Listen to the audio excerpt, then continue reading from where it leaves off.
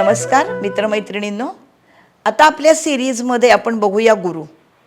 हा अतिशय मोठा, सर्वात मोठा शुभग्रह आहे आणि हा माणसाचं चांगलंच करणारा आहे. फक्त हा कधीच वाईट करणारा नाही, कधीच त्रास देणारा नाही. आणि माणसाला जे शक्यतो नशीब पाहिजे, नशिबाची साथ पाहिजे असं म्हणत असतो माणूस, हा नशिबाचाच ग्रह आहे. आपण गुरुच्या 2 राशी बघूया.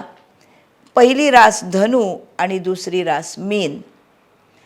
साम्य असं आहे की या दोन्हीही राशी उदित गोलार्धामधल्या आहेत आणि धनुरास ही अग्नितत्वाची, धर्म त्रिकोणाची आणि मीन रास ही जलतत्वाची, मोक्ष त्रिकोणाची.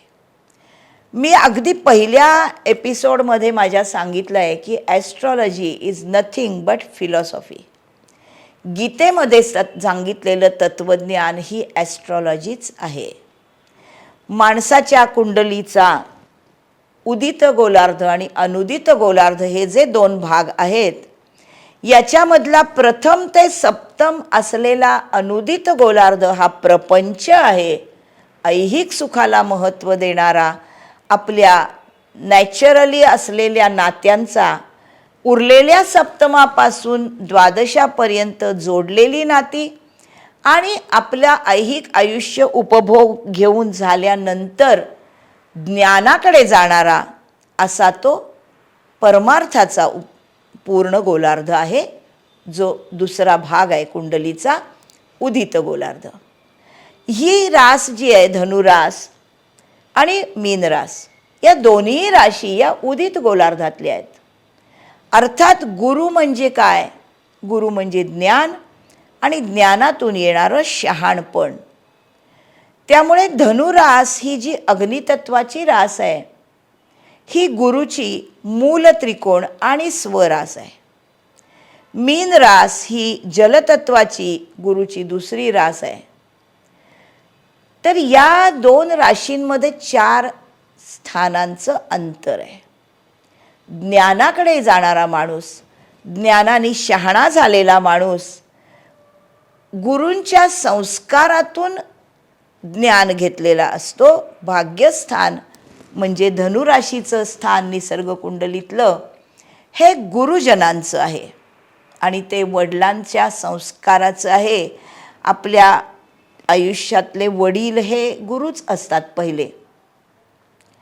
त्यामुळे धनुराशीमध्ये चांगलं शिक्षण, प्रगतीकडे जाणं, उच्च शिक्षण घेणं, धार्मिक गोष्टी, स्वधर्म, लांबचे प्रवास, तीर्थक्षेत्री प्रवास, तीर्थक्षेत्री जाण्यासारखं अजून एक पवित्र कार्य म्हणजे धर्मग्रंथांचं प्रकाशन, हे सगळं हा धनुराशीतला गुरु दाखवतो.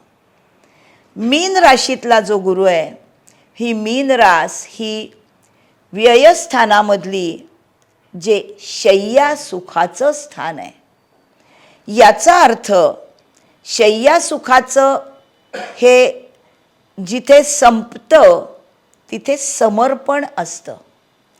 प्रकृती आणि पुरुष यांच्या एकत्रित येण्यामध्ये जे समर्पण घडतं ते व्ययस्थानामध्ये आहे. त्यामुळे भक्ती मार्गामधून, भाग्यस्थानातल्या संस्कारामधून माणसाला जे कर्म करायचं आहे हे कळलं की त्या कर्मामधून जोपर्यंत आपण भृगुचक्र पद्धती पाहिली आहे, त्यातल्या 5 सायकली संपल्यानंतर म्हणजे 60 वर्षानंतर माणूस ज्या वानप्रस्थामधून पुढे चाललेला आहे, याच्यामधून स्वतःची प्रगती करून घेणं. कर्म असं करायचं की ज्या कर्मामधून आत्मिक आनंद मिळेल, असं निष्काम कर्म करायला या भाग्यातल्या गुरुचे संस्कारच उपयोगी पडतात. आणि मग आपण स्वतःच्या ओळखीकडे किंवा आपल्याला खऱ्या आनंदाकडे जायचं आहे म्हणजे काय, हे या आत्मिक समाधान एकादशात घेतल्यानंतरच व्ययातल्या मीन राशीचा गुरु दाखवतो. त्यामुळे गुरुचं मुळातलं इप्सित हे माणसाची प्रगती, शिक्षणातून आलेलं शहाणपण आणि भविष्य काळामध्ये त्यांनी आपलं आयुष्य सार्थकी लावणं हेच अर्थ आहेत. त्यामुळे गुरुच्या या दोन्हीही राशी या उदित गोलार्धामध्ये माणसाच्या शहाणपणाच्या राशी आहेत. ह्या राशींमध्ये असलेला गुरु किंवा या भाग्यस्थानामध्ये असलेला नुसता स्थानात असलेला गुरु धनुराशीत नसेल तरीसुद्धा हा स्थान बली असतो. म्हणून या गुरुचं काम हे शिक्षणातून प्रगतीकडे जाणं हेच असतं. आणि ही प्रगती म्हणजे काय तर मीन राशीतला गुरु जो स्वतःच्या ओळखीकडे गेलाय, स्वतःच्या आत्मिक आनंदाकडे गेलाय, म्हणजे मोक्षाकडे गेलाय, असा या गुरुच्या दोन्ही राशींचा खरा अर्थ या कुंडलीमधून अभिप्रेत आहे. फार छान गुरु तुम्हाला समजावून दिलेला आहे. आपल्या कुंडलीतला गुरु तुम्ही तपासा, तो कसा अजून चांगला करता येईल याकडे लक्ष द्या. माझा चॅनल सबस्क्राईब करा. पुढच्या एपिसोडसाठी वाट बघा. तोपर्यंत बाय बाय.